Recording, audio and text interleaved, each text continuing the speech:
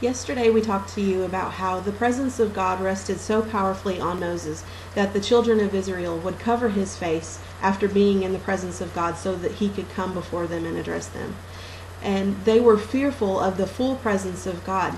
But how does that relate to us for today? Well, we're glad that you asked. In 2 Corinthians 3, the Apostle Paul addresses this issue in the light of Christ's sacrifice. It's a direct contrast, actually, to the story of Moses having to cover his face with a veil. Because unlike the Old Testament, where the children of Israel couldn't stand to look upon God's glory, in the new covenant, through Christ, we are allowed to enter into a holy place where God's glory is what makes a way for us to be transformed. And when we come to Him, we are changed into His very image. We have a liberty to be able to come and to communicate with God through Christ's sacrifice.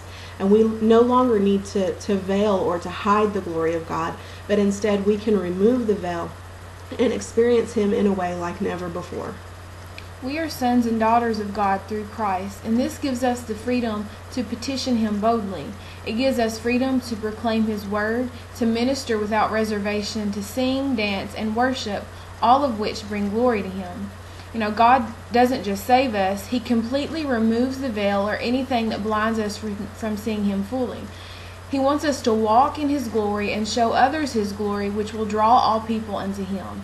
It may not look like anything you've seen before, and at first others may shy away from it because they don't understand it, but don't cover it up.